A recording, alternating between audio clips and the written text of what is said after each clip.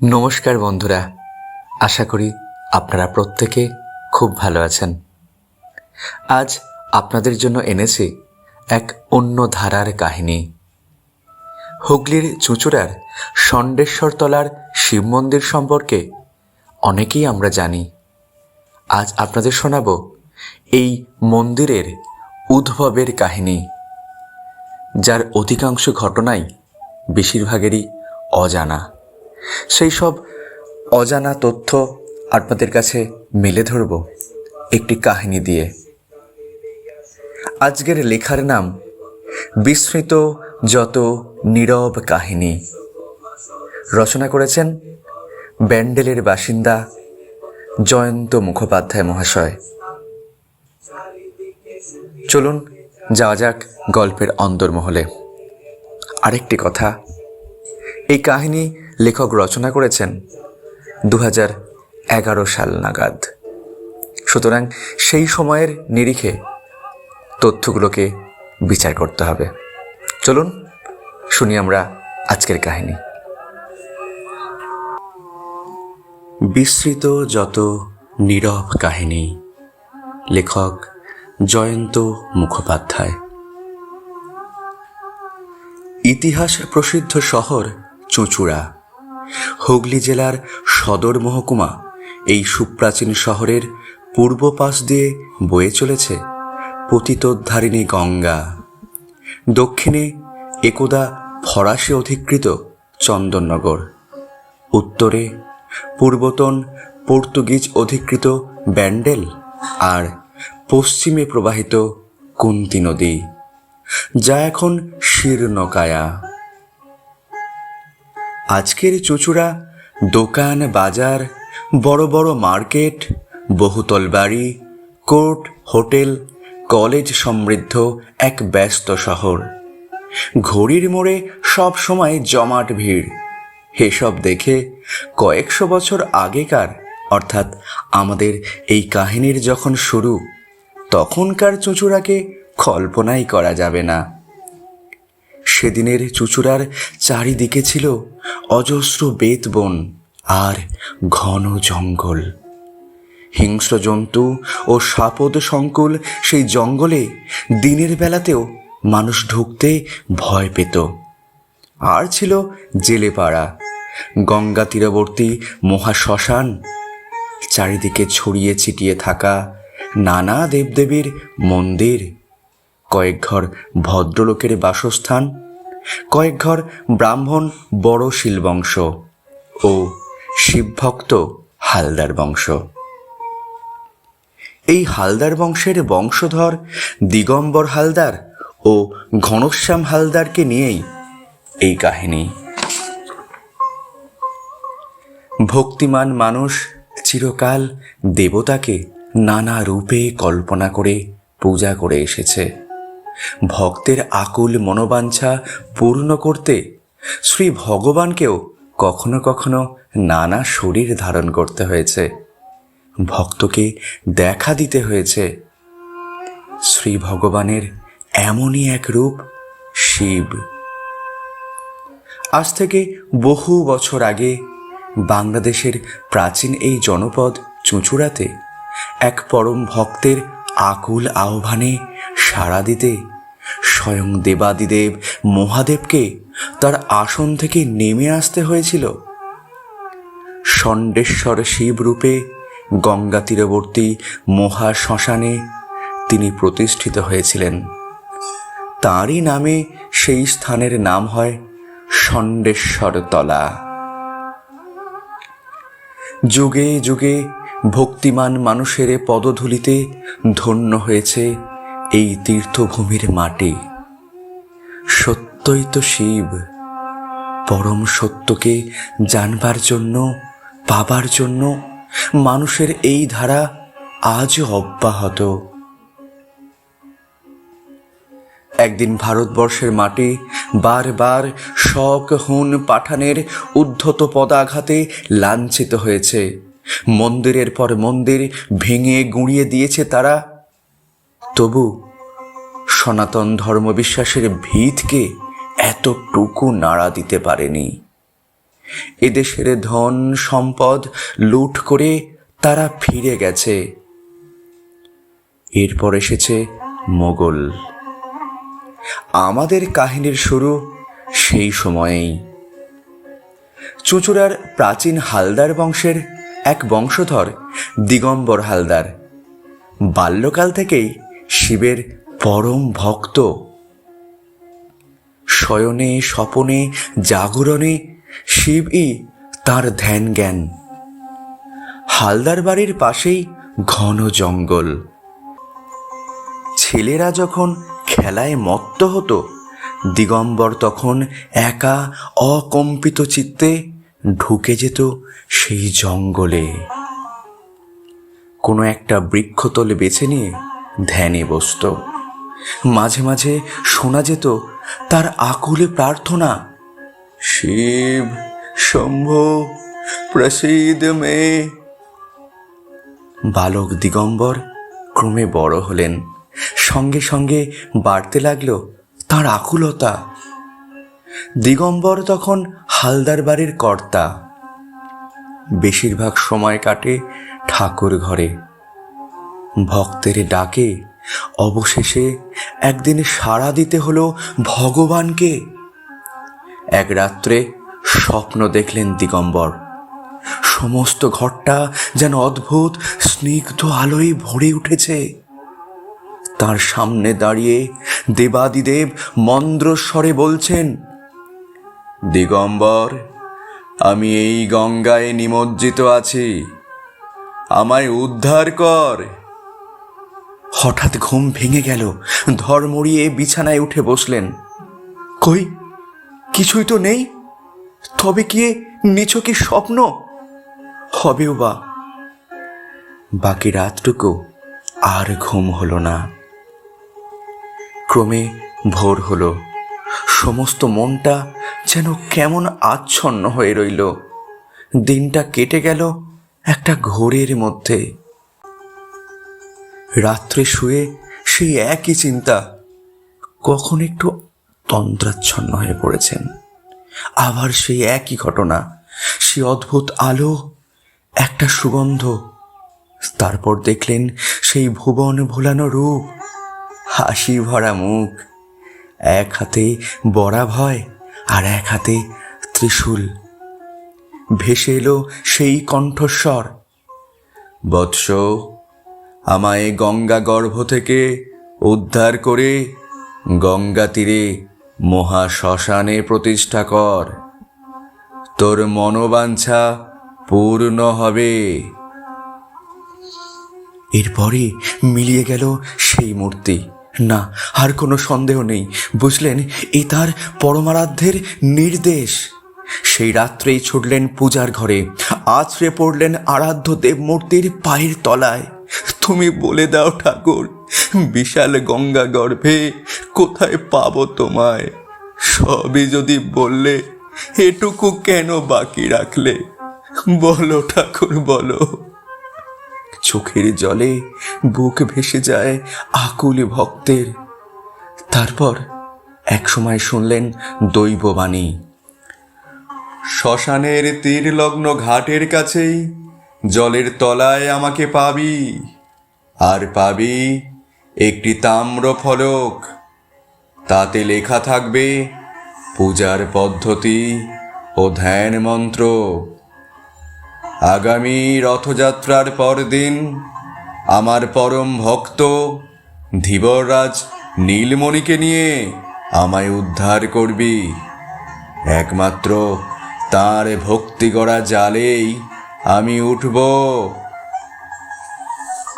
সেই প্রত্যুষেই দিগম্বর ছুটলেন জেলে পাড়ায়। সেখানে তখন চলছে মাছ ধরার প্রস্তুতি। নীলমণি, নীলমণি কোথায়? কোথায় নীলমণি? হাঁক ডাক শুনে শশব ব্যস্ত হয়ে ছুটে এলো নীলমণি। এত ভোরে কর্তাবাবুকে এখানে দেখে সে অবাক। সংকোচের সঙ্গে বললে, আরে কর্তা, এই নোংরা পাড়ায় আপনি কেন? দরকার থাকলে লোক দিয়ে ডেকে পাঠালেই তো হতো। কোথায় যে ঠাকুরকে বসাই?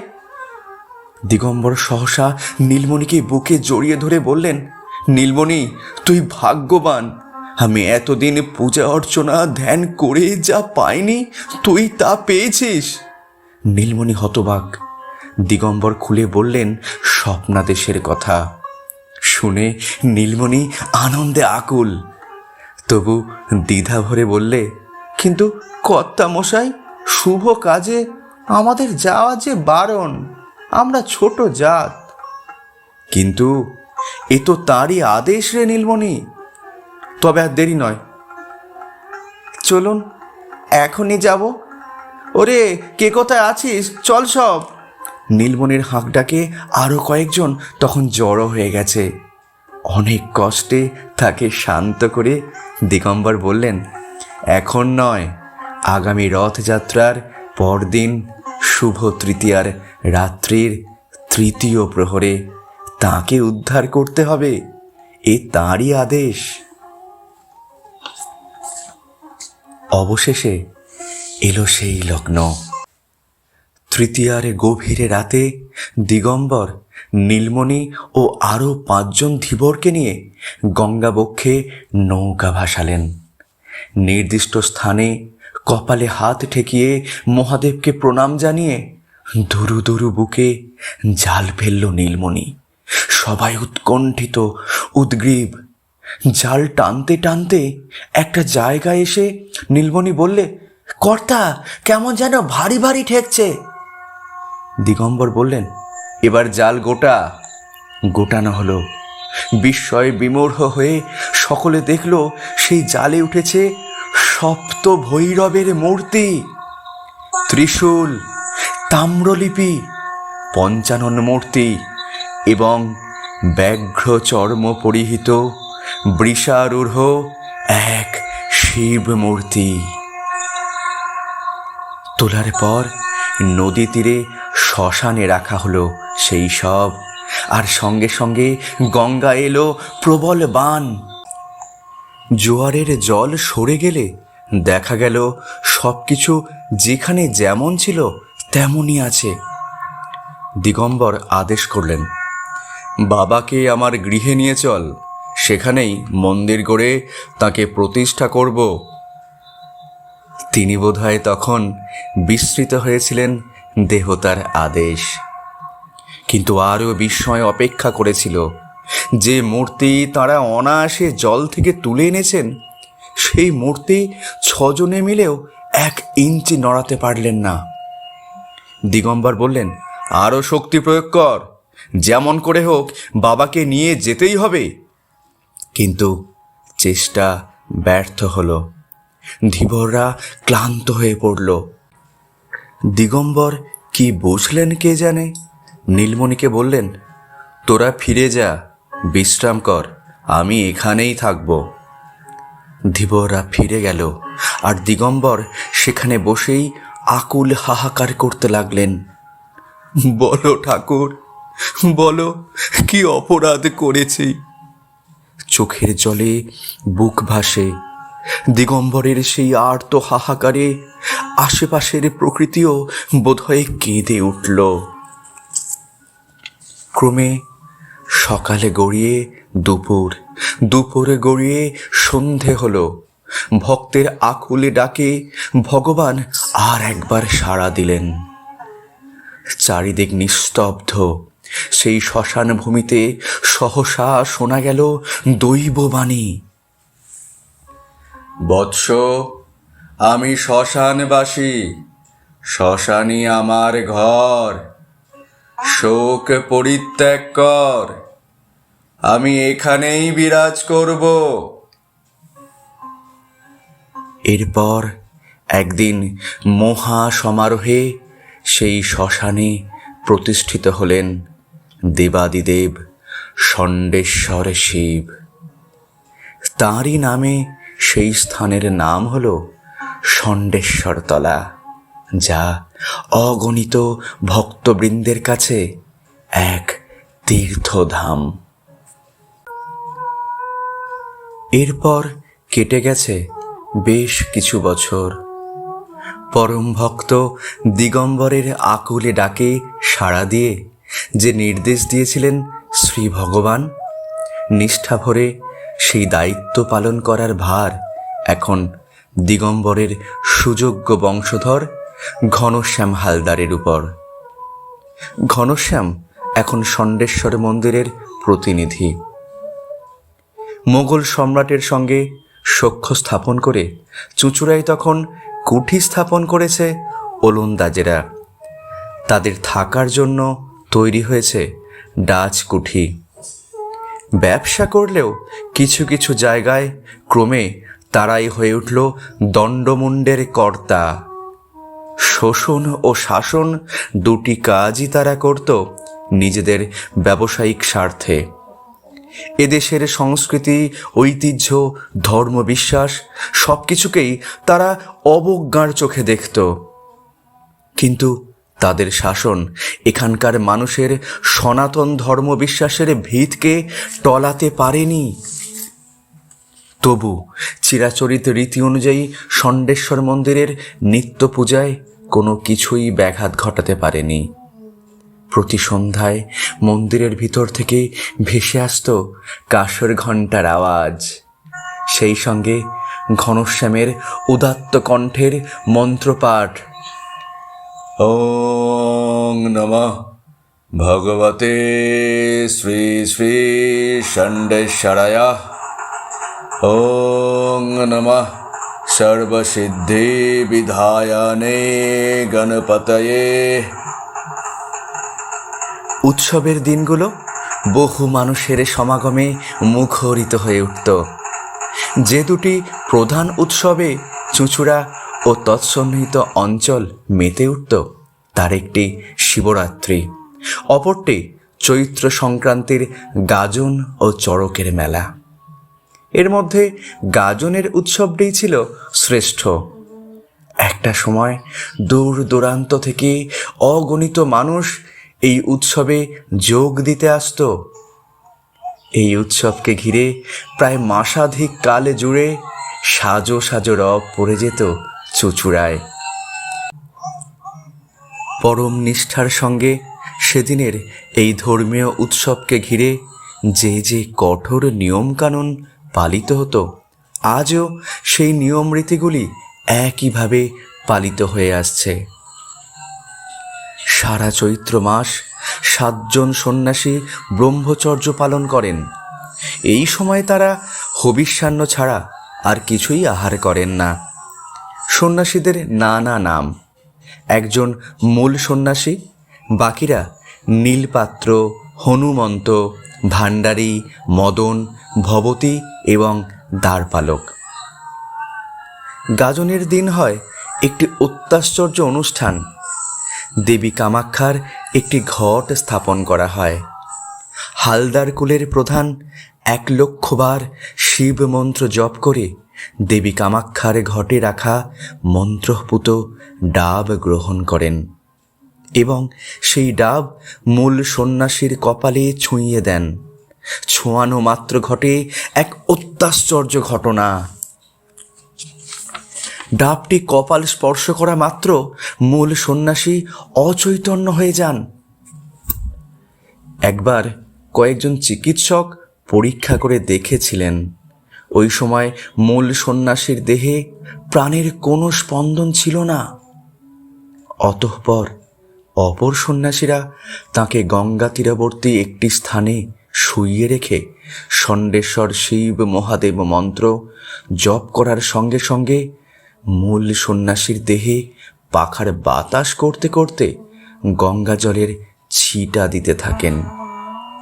নিমেষের মধ্যে মূল সন্ন্যাসীর দেহে প্রাণের সঞ্চার হয় এবং তিনি চেতনা ফিরে পান। ইতিমধ্যে সকাল হয়ে আসে এবং শুরু হয় অপর একটি অনুষ্ঠান। মন্দিরের পাশে অবস্থিত একটি মেহগিনি বৃক্ষের কাণ্ডকে লীলাবতী কল্পনা করে বাবার সঙ্গে তার বিবাহ অনুষ্ঠান সম্পন্ন হয়। সন্ন্যাসীরা বরযাত্রীর ভূমিকা পালন করেন। বিবাহের আনুষঙ্গিক সমস্ত রীতিনীতি পরম নিষ্ঠার সঙ্গে পালন করা হয়। চড়কের সময় ঢাকের সঙ্গে হয় সন্ন্যাসীদের নৃত্য। এক একজন সন্ন্যাসীর এক এক রকম নাচের তাল। নাচের পর হয় মন্দির পরিক্রমা। ষণ্ডেশ্বরের মূল মন্দিরের চারপাশে ছড়িয়ে ছিটিয়ে কালী, নারায়ণ, শীতলা, বঙ্কুবিহারী, দুর্গা, জগন্নাথ ইত্যাদি নানা দেবদেবীর মন্দির আছে। হালদার বংশের প্রতিনিধিকে সামনে রেখে পাটা সমেত বঁটি মাথায় করে সন্ন্যাসীরা সমস্ত মন্দির 7 বার প্রদক্ষিণ করেন। এরপর শুরু হয় ঝাঁপের প্রস্তুতি। আনুমানিক 11 ফুট উঁচু একটি বাঁশের মাচা আগে থেকেই তৈরি করা থাকে। মাচার তলায় রাখা থাকে ধারালো বঁটি। হালদার কুলচূড়ামণিকে প্রণাম করে সন্ন্যাসীরা একে একে সেই মাচায় আরোহণ করেন। জনতার উদ্দেশ্যে ফল, ফুল, বেলপাতা, ডাব ইত্যাদি বিতরণ করে তারা প্রস্তুত হয়ে দাঁড়ান। বেজে ওঠে ঢাক। জয় বাবা ষণ্ডেশ্বর বলে একে একে সন্ন্যাসীরা ঝাঁপিয়ে পড়েন সেই ধারালো বঁটির ওপর। কিন্তু বাবার কৃপায় প্রত্যেক সন্ন্যাসী অক্ষত থাকেন। ঘনশ্যামের আমলে এই রকম এক চড়কের সময় ঘটল সেই পরম আশ্চর্য ঘটনা। ভক্তের ডাকে ভগবান আর একবার দেখালেন তার লীলা। ডাচ কুঠিতে তখন হল্যান্ড থেকে সদ্য আগত কিছু সাহেব মেইম বাস করছেন। এদেশের রীতিনীতি, ধর্মীয় অনুষ্ঠানের সঙ্গে তখনও তাদের তেমন পরিচয় ঘটেনি। কথায় কথায় নেটিভদের পরিহাস করাই তাদের স্বভাব। সেদিন ঢাকের শব্দ আর জয় বাবা ষণ্ডেশ্বর ধ্বনি সাহেব মেমদের বিশ্রামে ব্যাঘাত ঘটালো। ক্রুদ্ধ হয়ে দল বেঁধে তারা ছুটল গভর্নরের কাছে। নালিশ জানালো, এখনই এই উন্মাদ পাগলদের কাণ্ড কারখানা বন্ধ করা হোক। সব শুনে রাগে লাল হয়ে উঠল হল্যান্ডি গভর্নরের মুখ। অভিযোগকারীদের আশ্বস্ত করে ডেকে পাঠালেন 2 সেপাইকে। তাদের হাতে একটি লিখিত আদেশনামা দিয়ে পাঠালেন ঘনশ্যামের কাছে। তাতে লেখা, এখনই এইসব অনাচার বন্ধ না করলে সেপাই পাঠিয়ে ভেঙে গুঁড়িয়ে দেওয়া হবে সব কিছু। ঘনশ্যাম সন্ন্যাসীদের অপেক্ষা করতে বলে সেই সেপাইদের সঙ্গে চললেন সাহেবের সঙ্গে দেখা করতে। গভর্নর তখন ক্রুদ্ধ হয়ে পায়চারি করছেন। ঘনশ্যামকে দেখেই ক্রোধে ফেটে পড়লেন। ঘনশ্যাম অকম্পিত বুকে স্নিগ্ধ কণ্ঠে বললেন, সাহেব, তোমাদের আগে অনেক বিদেশি জাতি এদেশে এসেছে শক, হুন, পাঠান, লুণ্ঠন করেছে এদেশের সম্পদ। তাদের অত্যাচারে এদেশের আকাশ বাতাস অগণিত মানুষের আর্ত হাহাকারে ভরে গেছে। অনেক কিছুই তারা কেড়ে নিয়েছে, পারেনি শুধু মানুষের বুক থেকে ভক্তি আর বিশ্বাস কেড়ে নিতে।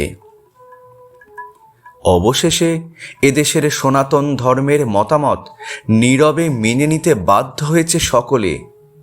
যে মোগলের দয়ায় তোমরা এখানে বাণিজ্য করার নামে শাসন করতে এসেছ, তারাও আমাদের বিশ্বাসে আঘাত করতে সাহস পায়নি। আমি তোমাকে সাবধান করছি সাহেব, আমাদের ধর্মের বিরুদ্ধে গেলে তোমরা দেবতার রোষে ছারখার হয়ে যাবে। ঘনশ্যামের তেজোদৃপ্ত কণ্ঠস্বরে সাহেব বুঝি একটু মিইয়ে গেলেন, তবু মুখে বললেন, তাই নাকি? এত বড় ক্ষমতা তোমাদের দেবতার? প্রমাণ করতে পারবে তার শক্তি? ঘনশ্যাম বললেন, সাহেব, আমাদের সন্ন্যাসীরা একটু পরেই দেবতার নামে ধারালো বঁটির উপর ঝাঁপ দেবে এবং বাবার দয়ায় তাদের শরীর অক্ষত থাকবে। প্রমাণে চাও? তবে আমার সঙ্গে এসো। সাহেব সম্মত হলেন। ঘনশ্যামের সঙ্গে সাহেবকে দেখে সবাই হতবাক, অনেকে ভয় পেয়ে সরে পড়তেও আরম্ভ করল।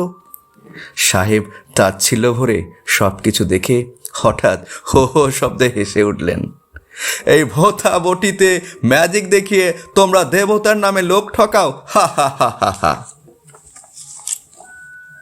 পারবে তোমাদের কেউ আমি যা দেব তার উপর ঝাঁপ দিতে? তবেই বুঝবো তোমাদের বাবার সত্যিই ক্ষমতা আছে। ইতিমধ্যে খবর পেয়ে আরও অনেক ডাচ নারী পুরুষ জড়ো হয়ে গেছে মজা দেখতে। সাহেবের আদেশে একজন সেপাই একটা সুতীক্ষ্ণ বর্শা নিয়ে এলো।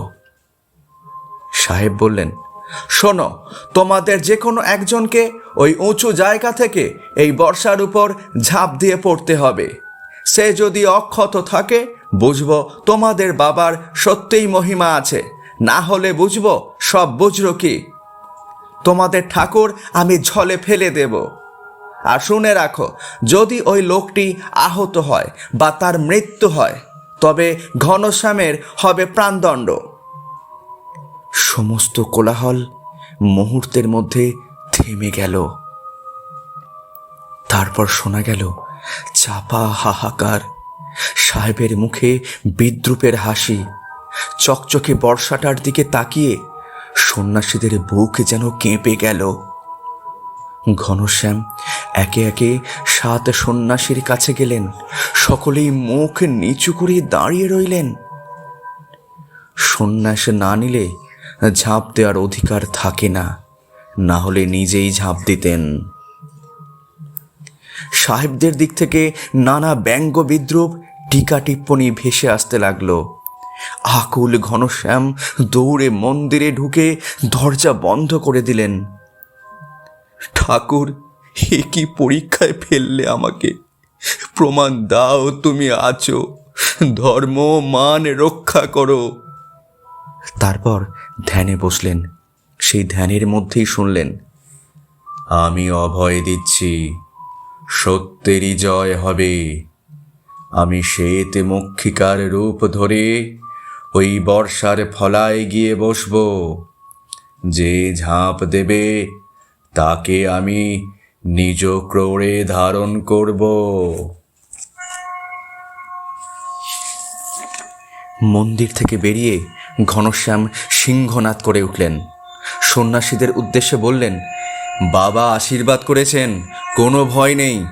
যে ঝাঁপ দেবে বাবা তাকে রক্ষা করবেন।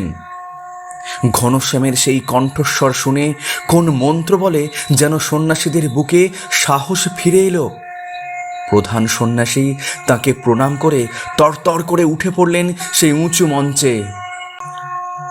আর কেউ দেখতে পেল কিনা জানি না, ঘনশ্যাম লক্ষ্য করলেন কোথা থেকে একটা মাছি এসে সেই বর্ষার ফলায় গিয়ে বসল। আর কোনো সন্দেহ নেই, সমবেত মানুষজন স্তব্ধ হয়ে দাঁড়িয়ে আছে। সবার নিঃশ্বাস বন্ধ। কেউ কেউ ভয়ে চোখ বন্ধ করে ফেলেছে, ঢাকি ঢাকি কাঠি দিতে ভুলে গেছে। সাহেবরাও বিচলিত, কোথা থেকে পেল এত সাহস? চোখ মুখ দেখে তো মনে হয় না একটুও ভয় পেয়েছে।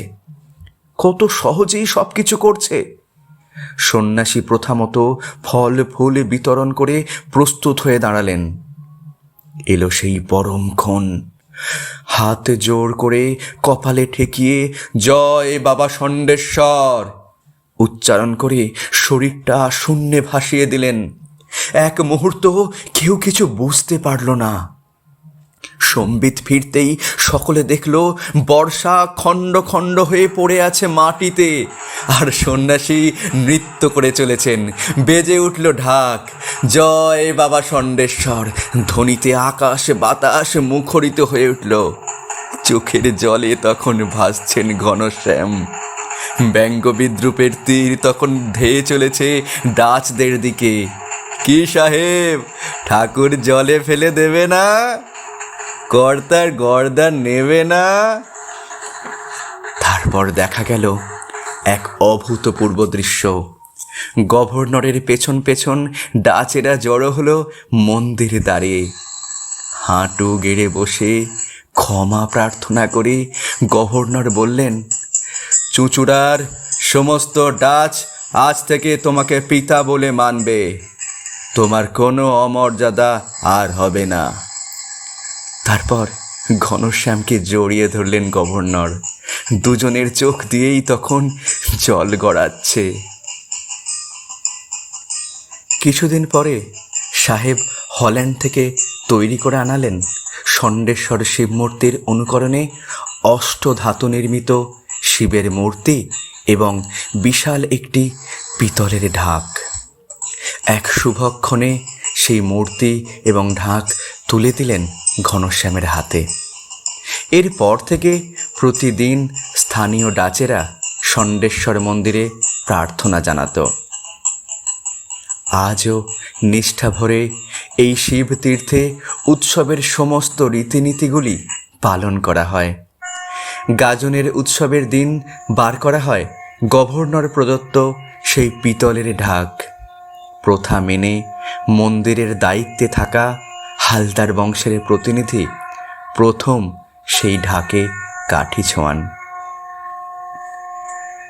কালের নিয়মে মূল মন্দিরটি একসময় ভগ্ন দশাপ্রাপ্ত হলে মন্দির পরিচালন সমিতি ষণ্ডেশ্বর মন্দির সংস্কার কমিটি গঠন করেন, যার সভাপতি ছিলেন এশিয়ার অন্যতম শ্রেষ্ঠ শল্য চিকিৎসক, প্লাস্টিক সার্জারির জাদুকর ডাক্তার মুরারিমোহন মুখোপাধ্যায়। মূলত তাঁরই ঐকান্তিক প্রচেষ্টায় মন্দিরের মূল কাঠামো অক্ষুণ্ণ রেখে নবকলেবরে গড়ে তোলা হয় আজকের মন্দিরটি।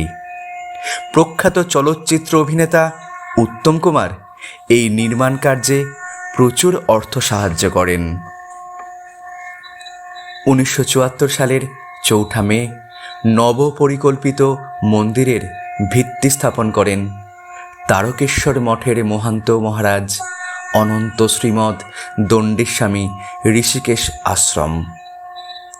সংস্কার কার্য শেষ হয় 1979 সালে। ওই বছর 15 এপ্রিল উদ্বোধন করেন ঠাকুর শ্রী শ্রী সীতারাম দাস ওঙ্কারনাথ। সম্পূর্ণ হলো আজকের কাহিনী ষণ্ডেশ্বর মন্দিরকে নিয়ে।